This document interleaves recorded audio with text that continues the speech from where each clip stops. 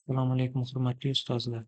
Bugungi video darsimizda hovuz masalalari va ularning yechimlarini, hovuz masalalariga tegishli xossalarini va ularning nima uchun bunday xossaga ega ekanliklarini ko'rib chiqamiz va shunga doir masalalar ishlaymiz. Demak, hovuz masalalari PUZA Matematik 2020 kitobidan olingan. Bu kitobdan olingan ko'pchilik masalalar attestatsiyada, milliy sertifikatda va bitim imtihonlarda ham tushyapti. Xuddi shu va shu kabi masalalar tushyapti. Buning uchun mana shu kitobdagi masalalarni 100% ishlashimiz kerak. Bu masalalardan keyin bu yerda masalalar berilgan va xossalar ikkita 16talik test berilgan. U testni ham ko'rib chiqamiz va xuddi shunday qilib video dars qilib tahlil qilamiz.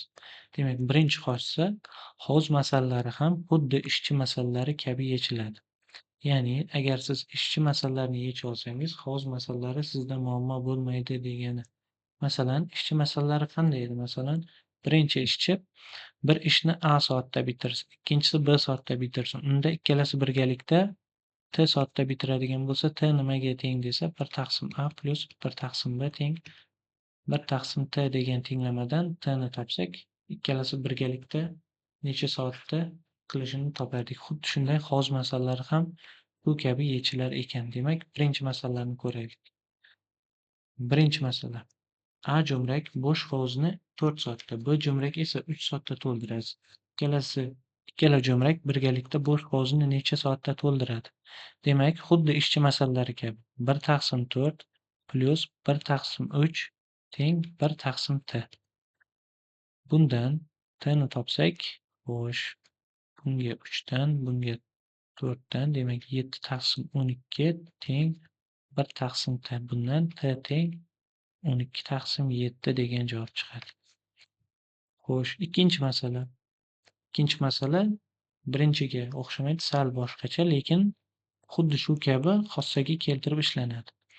A jo'mrak. Demak, A jo'mragimiz hovuzning yarmini 6 soatda. Yarmi deganimiz bu 2 dan 1 qismini 6 soatda. 6 soatda to'ldirar ekan. B jo'mrak ham hovuzning yarmini 2 dan 1 qismini 3 soatda to'ldiradi. Ikkala jo'mrak birgalikda bo'sh hovuzni necha soatda to'ldiradi deyapti. Demak, bu 2 dan 1 qismini yarmini 6 soatda, bu ham yarmini 3 soatda to'ldiradi. Birinchi qiladigan ishimiz bu butun boshli hovuzni, ya'ni butun hovuzni necha soatda to'ldiradi har bir jo'mrak. Buni topib olishimiz kerak. Birinchi jo'mrak hovuzning yarmini 6 soatda to'ldirsa, hovuzning to'la hovuzni 12 soatda. Ikkinchi jo'mrak to'la hovuzni 6 soatda to'ldiradi. Endi ikkala jo'mrak birgalikda bo'sh hovuzni necha soatda to'ldirar ekan? 1 taqsim 12 plus 1 taqsim 6 teng 1 taqsim T. Mana shundan T ni topib olishimiz kerak. Bundan, xo'sh, bunga 1 dan, bunga 2 dan 3 taqsim 12 teng 1 taqsim T. Bundan 3 ta teng 12 bo'ladi, T teng 4 ga teng ekan T. Ya'ni ikkala jo'mrak birgalikda bo'sh hovuzni 4 soatda to'ldiradi. Uchinchi masala. Bo'sh hovuzni birinchi jo'mrak yolg'iz o'zi 6 soatda, ikkinchi jo'mrak yolg'iz o'zi 8 soatda, uchinchi jo'mrak yolg'iz o'zi 12 soatda to'ldiradi. 3 ta jo'mrak birgalikda bo'sh hovuzni necha soatda to'ldiradi deyapti. Demak, 1 taqsim 6 plus 1 taqsim 8 plus 1 taqsim 12 teng 1 taqsim T. Ya'ni 3 ta jo'mrak birgalikda hovuzni mana shu ko'rinishdagi tenglamadan T ni topsak, T soatda to'ldirar ekan. Bundan mahraj 24, bunga 4, bunga 3, bunga 2. 4, 3, 2, 9 taqsim 24 teng 1 taqsim T. Bundan T teng 24 taqsim 9 yoki 8 taqsim 3 ga teng. Javob 8 taqsim 3 soatda to'ldiradi. 4-chi masala. Xo'sh, bo'sh hovuzni X va Y jo'mraklari 3 soatda. Bo'sh hovuzni X va Y jo'mraklari 3 soatda. Mana shu ko'rinishda yozib ketay. Y va Z jo'mraklari. Y va Z jo'mraklari necha soatda? 4 soatda. 4 soatda to'ldirar ekan. Endi X va Z jo'mraklari esa 6 soatda to'ldirar ekan. Savol: Bu 3 jo'mrak bo'sh hovuzni necha soatda to'ldiradi deyapti. Demak, 3 jo'mrak bo'sh hovuzni 1 taqsim x plus 1 taqsim y plus 1 taqsim z teng 1 taqsim t soatda to'ldiradi. Bu yerda x, y, zlar noma'lum, lekin mana bu sistema bor bizda. Sistema qilay. Mana bu sistema bor. Bu sistemani uchala tenglamasini ham qo'shib yuborsak, bu yerda ikkita nima bor? E'tibor bering. Ikkita 1 taqsim x, ikkita mana. 1 taqsim y'lar ham ikkita. 1 taqsim y'lar ham ikkita. Va xuddi shunday 1 taqsim zlar ham nima? Ikkita. Ya'ni bu yerga qavs tashqarisiga 2 chiqadi degani. 2 va mana bu uchalasining yig'intisi. 1 taqsim y, 1 taqsim x plus 1 taqsim y va 1 taqsim z teng mana bu uchalasining yig'intisi. Bu uchalasining yig'intisi demak 1 taqsim 3 plus 1 taqsim 4 plus 1 taqsim 6. Bundan bizga kerakli ifoda mana bu. Mana bu bizga kerakli ifoda. Mana shuni qiymatini topib 1 taqsim t1 ga tenglashimiz kerak ekan va o'shandan keyin t ni topsak bo'ladi. Demak, 1 taqsim x plus 1 taqsim y plus 1 taqsim z nimaga teng? Oldida 2 bor. Xo'sh, buni qo'shib yuborsak, mahraj 12, 4, 3, 2. Ya'ni 9 taqsim 12 bo'lar ekan. Bundan 1 taqsim x plus 1 taqsim y plus 1 taqsim z 2 ni bu yoqqa bo'lish qilib o'tkazsam 9 taqsim 24 yoki 3 taqsim 8. Bu ham nimaga teng? 1 taqsim t ga teng. Bundan t teng 8 taqsim 3 degan javob chiqadi. Xo'sh, 5-masala. A jo'mrak hovuzning 3 dan 1 qismini 2 soatda to'ldiradi. B jo'mrak esa hovuzning yarmini, ya'ni 2 dan 1 qismini 2 soatda to'ldiradi. Ikkita jo'mrak birgalikda bo'sh hovuzni necha soatda to'ldiradi? Bu ham xuddi yuqoridagi kabi, demak, butun bir hovuzni necha soatda to'ldirishini topib olishimiz kerak. Dastlab A jo'mrak 6 soatda, B jo'mrak 4 soatda to'ldiradi, demak, butun hovuzni. Endi ikkala jo'mrak birgalikda 1 taqsim 6 plus 1 taqsim 4 teng 1 taqsim t soatda to'ldiradi. Bundan t ni topamiz. Xo'sh, mo'mahraj 12 bo'lsa, 2, 3. 5 taqsim 12 teng 1 taqsim t. Bundan t teng 12 taqsim 5. Ya'ni ikkala jo'mrak birgalikda 12 taqsim 5 soatda bo'sh hovuzni to'ldiradi. Xo'sh, ikkinchi xossa. Demak, endi hovuzda shunday jo'mrak bo'lsin, u jo'mrak hovuzni to'ldiradigan emas, bo'shatadigan jo'mrak bo'lsin. Agar bo'shatadigan jo'mrak bo'lsa, qanday ishlanadi? Xo'sh, ikkinchi xossa. Bo'sh hovuzni birinchi jo'mrak A soatda, ikkinchi jo'mrak B soatda to'ldiradi. Uchinchi jo'mrak S soatda bo'shatadi. Uchalasi birgalikda ochilsa, hovuz T soatda to'ladi. Bu yerda T nimaga teng desanglar, T 1 taqsim A plus 1 taqsim B minus 1 taqsim S teng 1 taqsim T. Tenglamadagi T ning qiymati T soatda to'ladiganini bildiradi. Demak, bu yerda e'tibor bering, nima qilyapti? Ikkala jo'mrak, dastlabki ikkita jo'mrak hovuzni to'ldiradi, ular qo'shilyapti. Uchinchi jo'mrak hovuzni bo'shatyapti, ular ayrilyapti. Demak, shunday xossaga biz guvoh bo'ldik. Hozir agar hovuzni bo'shatadigan jo'mrak bo'lsa, u ayrilib tashlar ekan. Agar hovuzni to'ldiradigan jo'mrak bo'lsa, u qo'shilar ekan. Xuddi shunday bu yerda ikkita jo'mrak berilyapti. Agar 3 ta jo'mrak bo'lsa, 3tasi ham qo'shiladi, bittasi bo'shatsa, o'sha bittasi ayirib tashlanadi. Agar masalan yana 4-jo'mrak berilgan bo'lsin bu yerda, 4-jo'mrak D soatda u ham bo'shatsin. Demak, 4 ta jo'mrak berilgan. Birinchi, ikkinchisi A va B soatda to'ldiradi. Uchinchi va to'rtinchisi S va D soatda bo'shatadi. Unda mana bu yerda 1 taqsim D minusdan paydo bo'ladi. Ya'ni bo'shatgani uchun, D ham bo'shatgani uchun bu yerda 1 taqsim D ham ayriladi. Xuddi shunday, agar yana bir 5-jo'mrak Masalan, 5-jo'mrak soatda u to'ldirsin. To'ldirsa, u qo'shiladi. 1/7. Xuddi shunday to'ldiradigan jo'mrak bo'lsa, demak, qo'shiladi. Bo'shatadigan jo'mrak bo'lsa, ayirib tashlanadi. Ikkinchi xossaning asosiy tushunishimiz kerak bo'lgan narsasi mana shu. Ya'ni jo'mraklarning bo'shatishi va to'ldirishiga qarab, ularni qo'shamiz yoki ayiramiz. Birinchi masala. A jo'mrak to'la hovuzni 6 soatda, B jo'mragi esa 4 soatda bo'shatadi. Ikkalasi birga ochilsa, to'la hovuz necha soatda bo'shaydi? Tasavvur qiling, hovuz to'la. Hovuz to'la. Demak, hovuz to'la bo'lsa, hovuz to'la bo'lgandan keyingina jo'mraklarni ishga tushirishimiz mumkin. Hovuz to'la deb tasavvur qiling, mana hovuzda to'la suv. Hovuz to'la suv.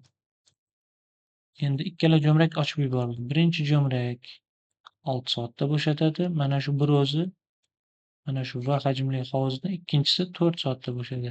Endi ikkalasi biriga ochilsa, ikkalasi ham ishlayapti degan, bo'shatyapti degan.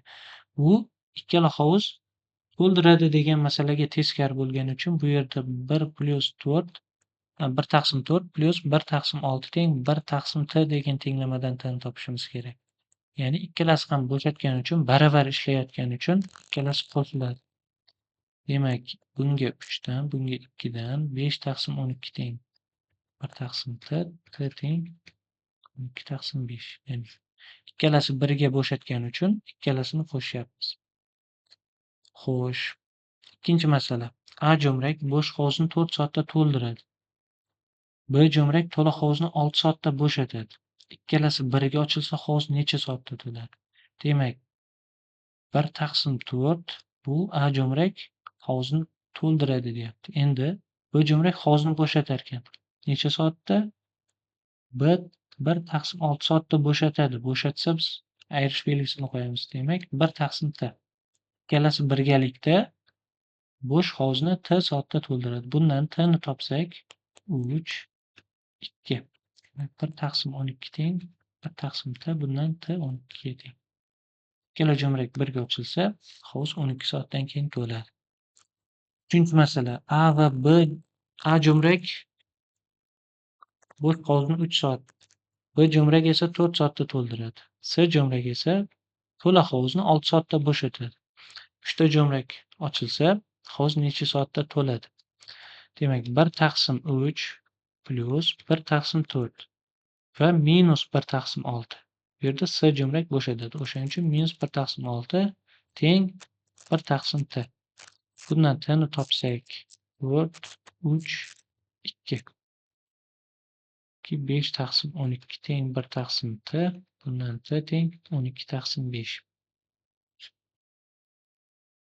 To'rtinchi masala. Bir xil, ya'ni ishlash tezliklari bir xil. A va B jo'mrak bo'sh hovuzni birgalikda, ikkalasi birgalikda, ya'ni birgalikda 1 taqsim A plus 1 taqsim B. Masalan, A jo'mrak ikkalasi birgalikda 8 soatda to'ldiradi. C jo'mrak bo'sh hovuzni 16 soatda bo'shatadi. C jo'mrak bo'sh hovuzni 16 soatda bo'shatadi. Uchalasi birgalikda ochilsa, hovuz necha soatda to'ladi? Bu yerda ikkalasi birgalikda bo'shatgani uchun 1 taqsim 8 minus 1 taqsim 16 teng 1 taqsim t tenglamani ishlaymiz. Bundan 2 bu 1, demak 1 taqsim 16 teng 1 taqsim t, bundan t 16 ga teng. Ya'ni ikkalasi birga bo'lgani uchun 1 taqsim 8 ni bir o'zini olib ketdim. Ya'ni ikkita 1 taqsim 8 qilsam bu xato bo'lar edi. Chunki bu yerda ikkalasi birgalikda deyapti. A va B jo'mrak ikkalasi birgalikda 8 soatda to'ldiradi deyapti. O'shaning uchun faqat 1 taqsim 8 ni o'zini olib ketamiz bu yerda. Xo'sh, 5-masala. A jo'mrak bo'sh hovuzni 6 soatda to'ldiradi. B jo'mrak to'la hovuzni 4 soatda bo'shatadi. Ikkita jo'mrak birgalikda to'la hovuz necha soatda bo'shaydi? Ikki jo'mrak birgalikda ochilsa, demak to'la hovuz necha soatda bo'shaydi? Xo'sh. 1 taqsim 6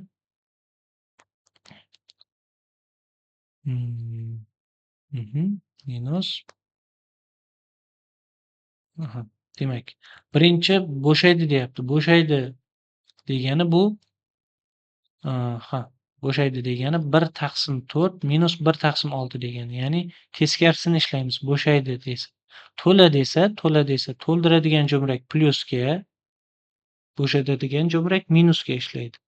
Agar bo'shaydi desa, bo'shaydigan jo'mrak mana 1/4 plyusga, to'ldiradigani minusga ishlaydi. O'shaning uchun to'ldiradiganni ayiramiz bo'shaydi desa.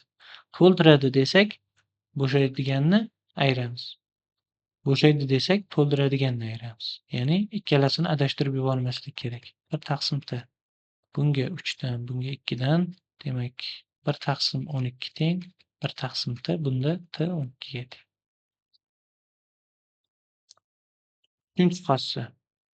Uchinchi xossa sal murakkab. Asosan attestatsiyada mana shu uchinchi xossaga tegishli misol va masalalar tushyapti. Uchinchi xossani tushunish uchun birinchi va ikkinchi xossalarni bilish kerak. 1 va 2 ni ko'rdik. Endi 3 ni ko'rsak bo'ladi.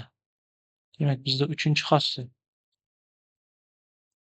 hovuzning o'rta qismida hovuzni bo'shatadigan jo'mrak bor bo'lsa, ustki va ostki qismlar alohida hovuzlar kabi ishlanadi. Ya'ni mana chizmaga e'tibor bering. Hovuzni to'ldiradigan A jo'mrak bor va bo'shatadigan S va hovuz o'rtasida, u o'rtasida ekanini nimadan bilyapman? H, bu yer ham H. Ya'ni o'rtasida hovuzni H balandlikka bo'ladigan o'rtada B jo'mrak qo'yilgan. B jo'mrak ham hovuzni bo'shatadi. Endi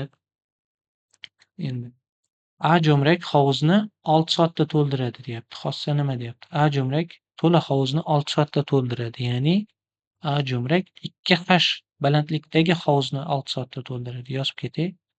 A jo'mrak 2H balandlikni A soatda to'ldiradi. B jo'mrak hovuzning ust qismini B soatda bo'shatadi. Hovuzning ust qismini, ya'ni o'zining yuqorisini bo'shatadi-da B jo'mrak. Uni ostidagi suvga umuman aloqasi yo'q, chunki ostidagini S jo'mrak bo'shatadi. Demak, ust qismini B jo'mrak qismi H ga teng, H ni B soatda bo'shatadi. Endi S jo'mrak to'la hovuzni 2H ni S soatda bo'shatadi deyapti. S soatda bo'shatadi. Demak, hovuzni ikki qismga bo'lib olar ekanmiz. Ustki va ostki qismlar alohida hovuzlar kabi ishlanadi. Endi ikkala hovuz, uchta jo'mrak birgalikda ochilsa, umumiy hovuz necha soatda to'ladi? Demak, ostki qism uchun mana bu formula, ustki qism uchun mana bu formula ishlar ekan. Xo'sh, bu formulalar qayerdan kelib chiqdi? Qanday ishlanadi? Hozir ko'rib chiqamiz. Demak, uchta jo'mrak birgalikda ochilsa, ostki va ustki qismlar to'ladigan vaqtlari qo'shilar ekan. Xo'sh, demak, ostki qismni hisoblaymiz. Hovuzga qaytamiz. Mana ostki qismga e'tibor bering. Hovuzning ostki qismi.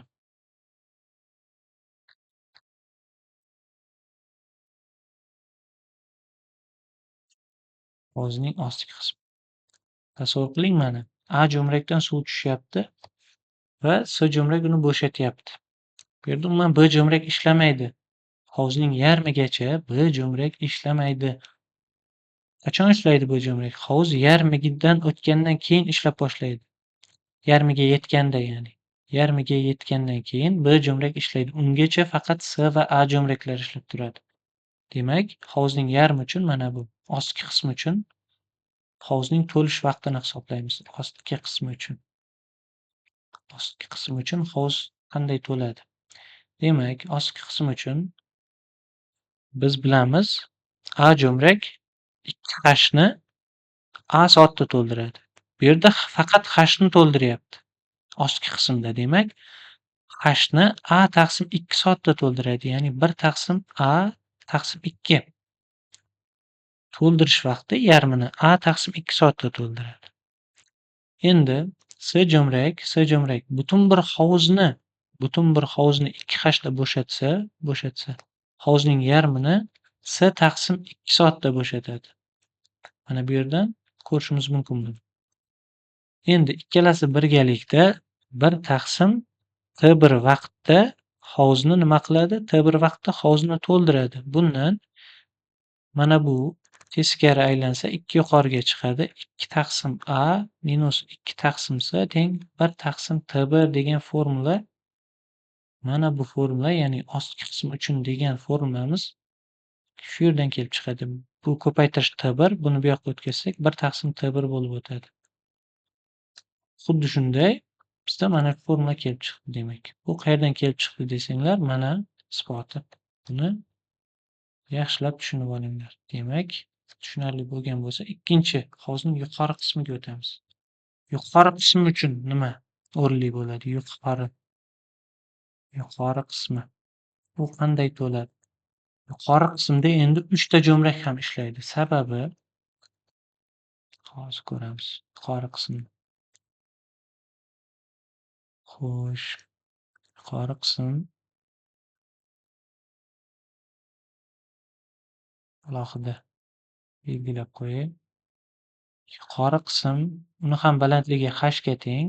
Unda ham A jo'mrak hovuzni to'ldiryapti. Yuqori qismini to'ldiradi. Ya'ni bunda ham 2 taqsim A bor.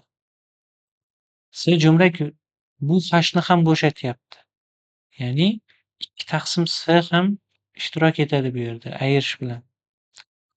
Sababi bu tushgan suvni bu ham bo'shatadi. Yuqoriga chiqish uchun dastlab mana bu yerdan bu jo'mrak ilinmayapti. Ya'ni uchala jo'mrak ham birgalikda ishlasa deyilyapti. O'shaning uchun bu jo'mrak ham ishtirok etadi yuqori qismini to'ldirish uchun. Endi B jo'mrak o'zining balandligini B soatda bo'shatadi. O'shaning uchun 1 taqsim B bo'ladi bu. O'zining balandligini, ya'ni hni B soatda bo'shatatyapti. 2 hni emas. Agar bu yerda 2 hni B soatda bo'shatadiganda bu ham 2 bo'lardi. Bu yerda faqat o'zining balandligini deyapti. Ya'ni hovuzning ust qismini B soatda bo'shatgani uchun 1 taqsim B ayriladi bundan. Endi bu ham 1 taqsim T2 ga teng. Xuddi shunday, demak, mana bu xossa mana shu yerdan kelib chiqqan ekan. Endi 3 ta jo'mrak biriga ochilsa, hovuz T teng T1 plus T2 soatda to'ladi. Ya'ni ostki qism T1 bilan mana bu T2 ning yig'indisi hovuzning umumiy to'lish vaqti T ni aniqlar ekan. Ya'ni hovuz T soatda ostki va ustki qismlarni alohida qilib ishlagandagi vaqtlar qo'shilar ekan. Uchinchi xossa mana shunday. Bu yerda endi h va h qilib ikkita teng bo'lakka bo'lingan. Agar har xil bo'lakka bo'linsa, mana bu masaladagi kabi yoki mana bu masaladagi kabi 3 ta teng bo'lakka bo'linsa qanday bo'ladi? U ham mana shu xossalardan kelib chiqadi. Ya'ni asosiy narsa nima? Asosiy narsa mana bu narsani bilishimiz kerak biz.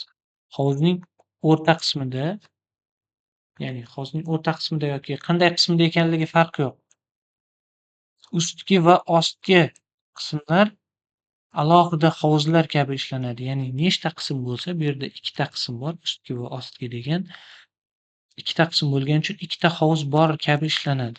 Bunda ham 3 ta bo'lsa, 3 ta balandligiga qarab nechta bo'lsa, har bir qism uchun alohida T1, T2, T3 lar topib olinadi va umumiy T to'lish vaqti topiladi yoki bo'shash vaqti bo'lsa, u ham xuddi shu xossa bilan topiladi.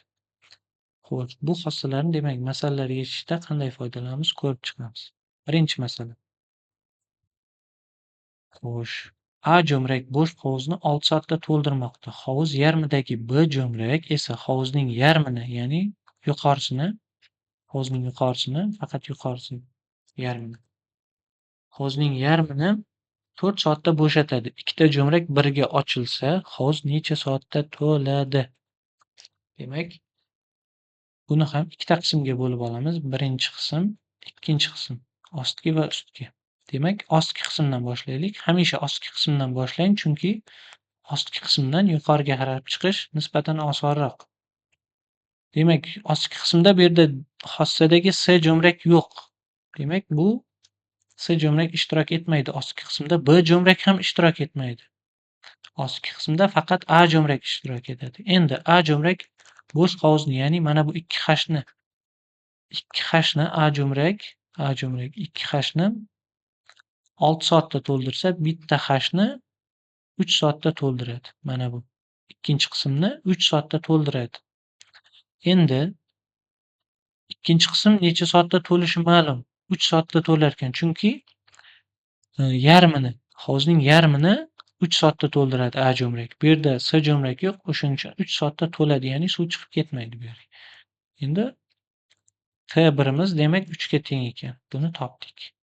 Endi birinchi qismga o'tamiz. Birinchi qismda ikkinchi qism edi. Birinchi qismda ikkita jo'mrak ishtirok etadi. A jo'mrak ham, B jo'mrak ham. Bu yerda ham balandlik h ga teng.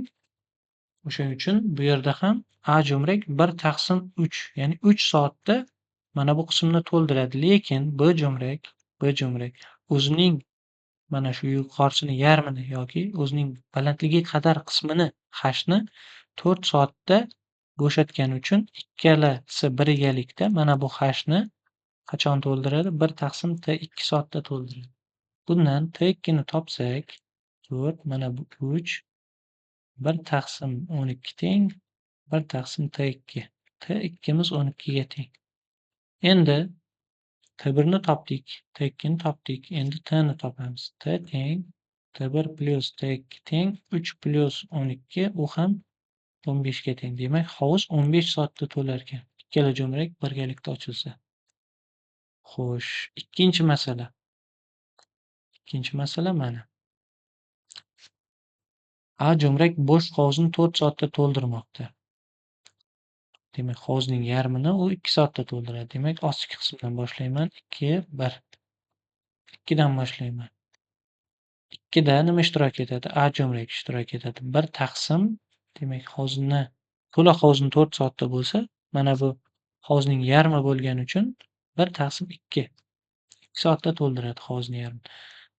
Xo'sh, bu yerda endi A va S jo'mrak ishtirok etadi. S jo'mrakka qarayman. S jo'mrak to'la hovuzni 12 soatda bo'shatsa, mana bu yarmini hni ostki qismni qarayotganim uchun ikkinchi qismni minus 1/6 soatda bo'shatadi.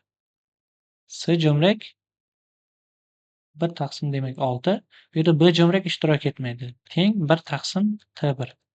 Bundan T1 ni topaman. Bunga 3 dan, bunga 1 dan, demak 2/6 teng 1/T1. Bundan T1 teng 3. Demak, ostki qismni 3 soatda to'ldirar ekan ikkala jo'mrak ishlab. Endi ustki qismga o'taman. Birinchi qismda endi 3 ta jo'mrak ham ishlaydi. 3 ta jo'mrak ham ishlaydi. Bunda ham h balandligi, demak, bu ham hovuzning yarmi bo'lgani uchun 1/2 A jo'mrak 1/2 soatda to'ldiradi. Demak, xo'sh, S jo'mrak ham ishtirok etyapti. 1/6 va B jo'mrak o'zining yuqorisi qadar bo'lgani uchun, ya'ni hovuzning yarmini minus 1/12 ham ishtirok etadi. Teng 1/T2. Umumiy maxraj 12 ni o'zi 6, 2, 1 yoki 3/12 teng 1/T2.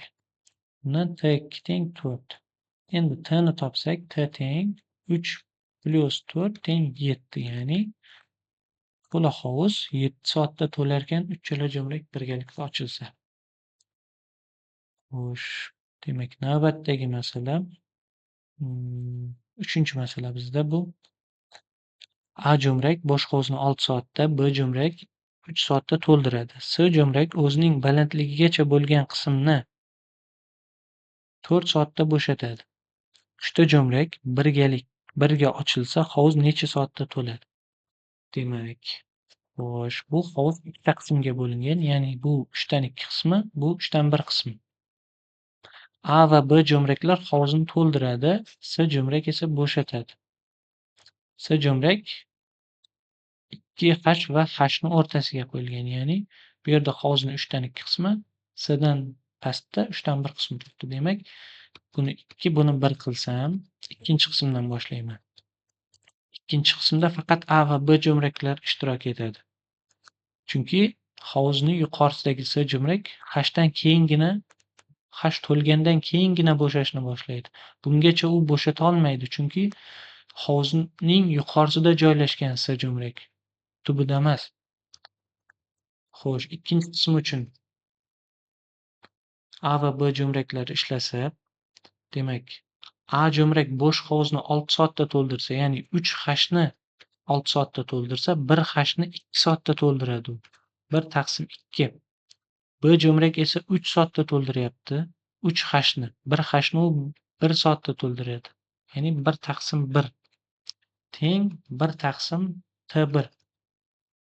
Bundan xo'sh, 3 taqsim 2 teng 1 taqsim T1, T1 teng 2 taqsim 3 ga teng. Endi birinchi qismga qaraymiz. Birinchi qismda ham A va B jo'mraklar ishtirok etadi, lekin bu yerda balandlik 2 hash. Agar A jo'mrak bo'sh hovuzni 6 soatda to'ldirsa, ya'ni 3 hashni 6 soatda to'ldirsa, 2 hashni 4 soatda to'ldiradi. B jo'mrak 3 hashni 3 soatda to'ldirsa, 2 hashni 2 soatda to'ldiradi.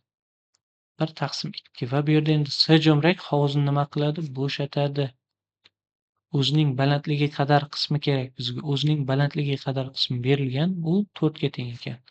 Minus 1 taqsim 4 teng 1 taqsim T2.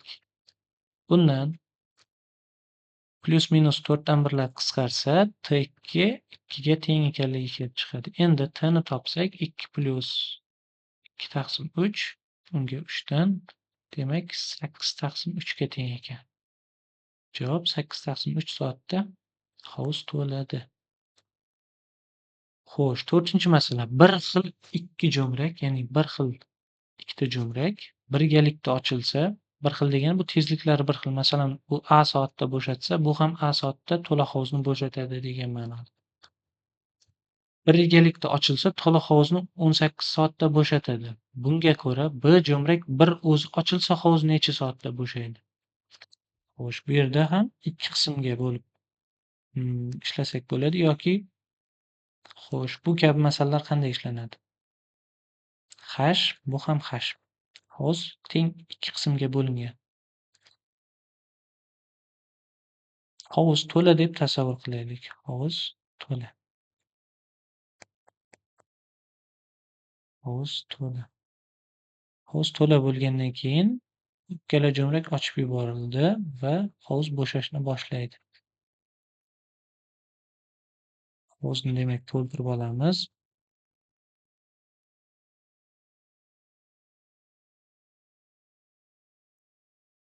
Xo'sh, bu yerda umumiy balandlik 2 hash va hovuz teng 2 ga bo'lingan. A jo'mrak hovuz o'rtasiga, B jo'mrak esa hovuzning tubiga qo'yilgan. Hovuz bo'shashni boshlaganda hash qismigacha A jo'mrak ishlaydi. Hash qismigacha. Hash qismidan keyin faqat B jo'mrak bo'shatishni boshlaydi. Ya'ni A jo'mrak qachon ishdan chiqadi? Hash qismiga suv hash qismidan pastga tushgandan keyin, mana bu chiziqdan o'tgandan keyin A jo'mrak o'z ishini to'xtatadi. Ya'ni A jo'mrakka suv chiqmaydi, A jo'mrakdan suv chiqmaydi, faqat B dan chiqishni boshlaydi. Demak, bu yerda B jo'mrak 2 hash balandlikni bo'shatguncha ishlaydi. A jo'mrak faqat hash balandlikni bo'shatguncha ishlaydi. Demak, buni ishlash tezliklari bir xil. Ishlash tezliklari bir xil bo'lgani uchun faqat bu yerda ishlash vaqti har xil bo'lyapti. Xo'p, ishlash vaqti qanday? Ya'ni hash balandlikni masalan A jo'mrak hash balandlikni x tezlik bilan bo'shatadi. Bu T1. Ya'ni T1 bu A jo'mrakning bo'shatadigan vaqti. T2 bu 2 hash balandlikni bu ham hash balandlikni bo'shatyapti. Bu ham hash balandlikni bo'shatadi, lekin bunda tezlik 2 karra ko'p. Ya'ni tezlik 2 karra ko'p degan hajm 2 karra ko'p bo'ladi, lekin demak hash taqsim 2x bo'ladi. Hash taqsim 2x, ya'ni bunday olay. Demak T1 teng hovuzning yarmini. Hovuzni yarmini bo'shatgani uchun h taqsim 2x bo'ladi. D2 h taqsim x bo'ladi. Endi ikkalasi birgalikda necha soatda bo'shatyapti? 18 soatda bo'shatyapti. T1 + T2 teng 18 ekan. Endi bundan nimani topishim kerak? B jo'mrak bir o'zi necha soatda bo'shatishini topishim kerak. Demak, bularni hisoblasam,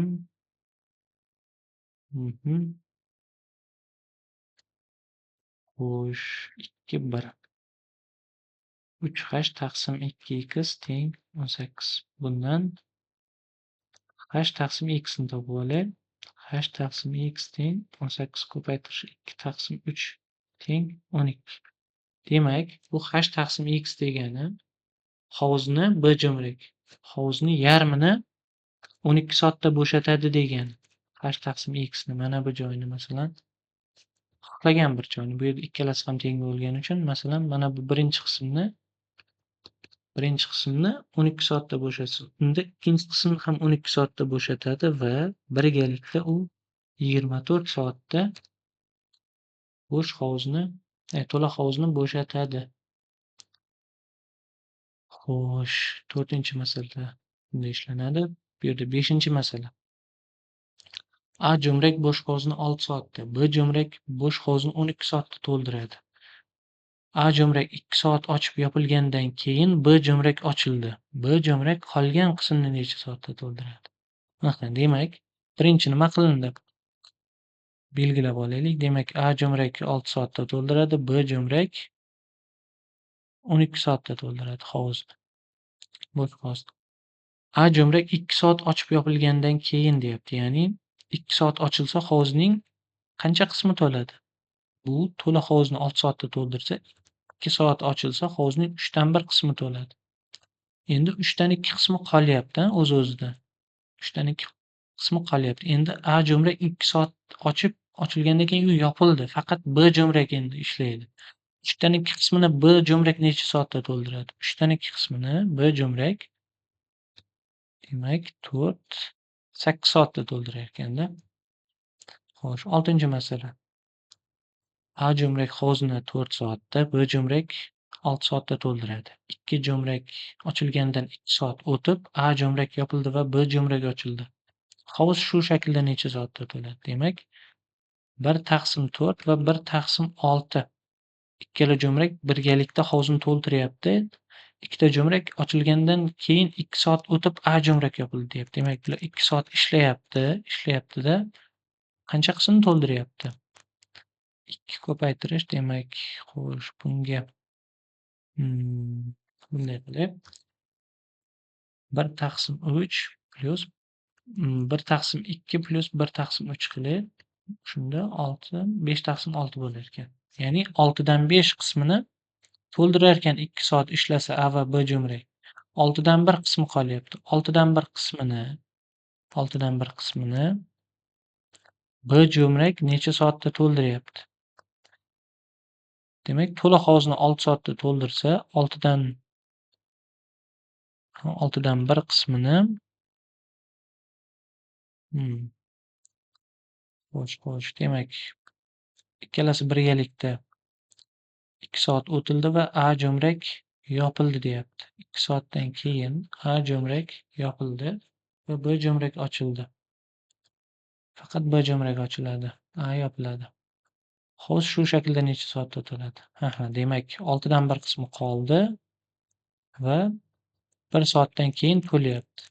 B ochilgandan keyin. Dastlab 2 soat ochildi, keyin 1 soat ochildi. Jami 3 soatda to'lyapti hovuz. 7-masala. A jo'mrak bo'sh hovuzni 4 soatda, B jo'mrak bo'sh hovuzni 8 soatda to'ldiradi. Hovuz tubidagi S jo'mrak to'la hovuzni 6 soatda bo'shatadi. Ikkita jo'mrak ochilgandan 4 soat o'tib, S jo'mrak yopildi. Xo'sh, bunga ko'ra bu hovuz necha soatda to'ladi? Xo'sh, demak, hovuz chizib olaylik. Bu yerda 3 ta jo'mrak bor ekan. Tasavvur qilib olish uchun. Demak, A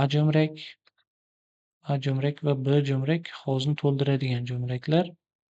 Hovuz tubidagi S jo'mragi esa Hovuzning tubidagi S jumrak hovuzni bo'shatadigan jumla.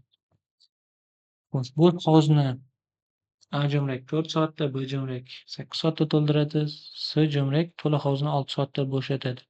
3 ta jumrak ochilgandan keyin 4 soat o'tib S jumrak ochildi deyapti. Demak, 4 soat ishladi 3 ta jumrak ochilganda. 1 taqsim 4 plus 1 taqsim 8 minus 1 taqsim 6. 4 soatda necha qismini to'ldiradi? 4 soatda xo'sh, 24 bu 6, bu 3, bu 4. Demak, 9, 5. 4 ko'paytirish 5 taqsim 24 yoki 5 taqsim 6. 6 dan 5 qismi to'larkan. 4 soat ochilsa 3 ta jo'mrak.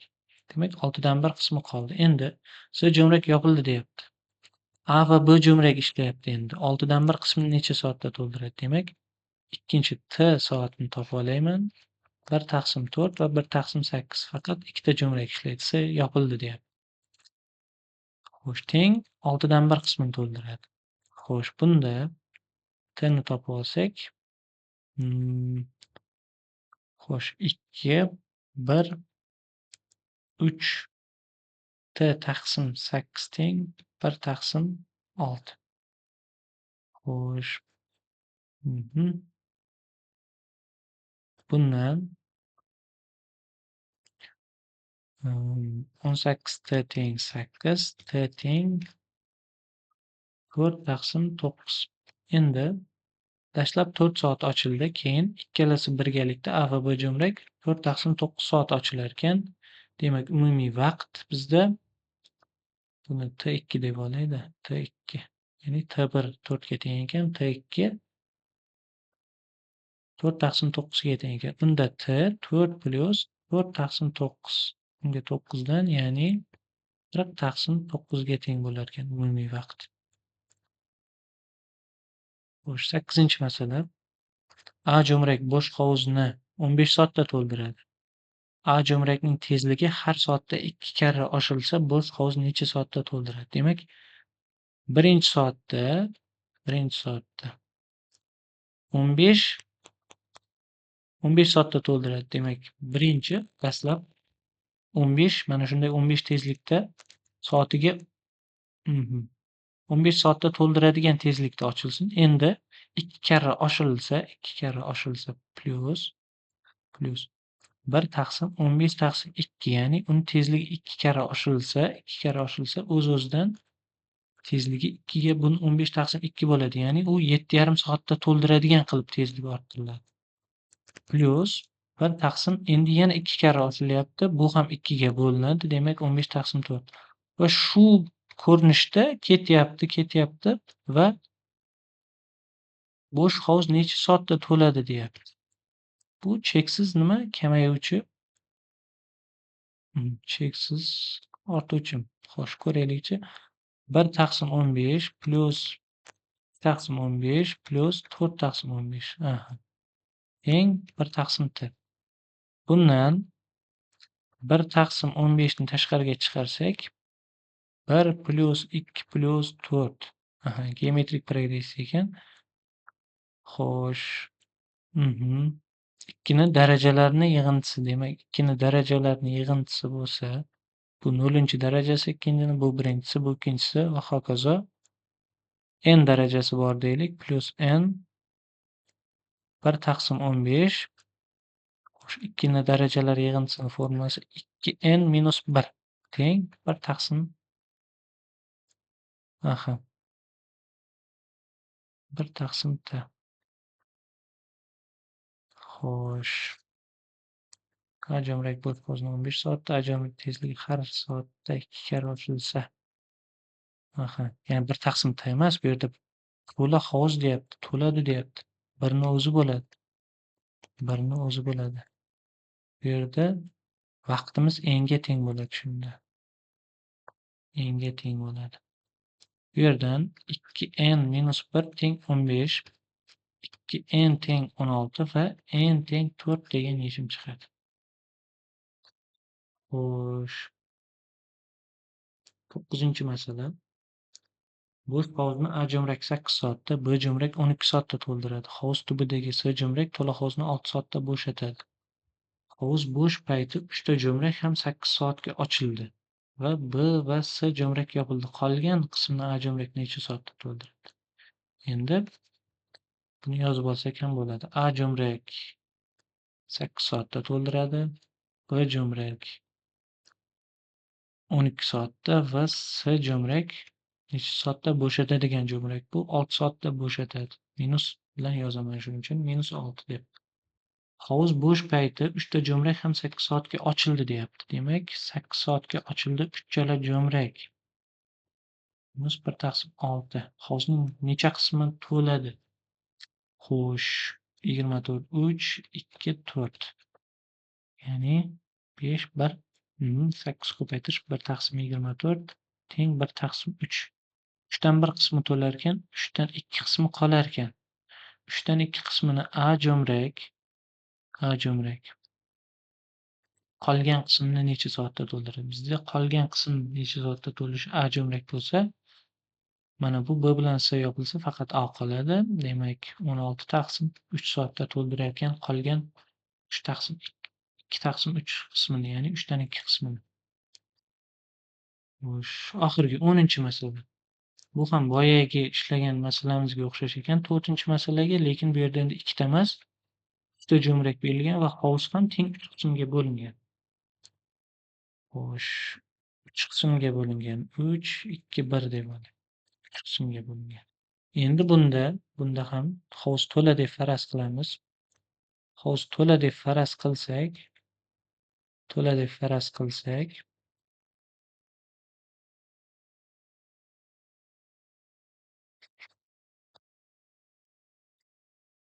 to'la deb faraz qilaylik.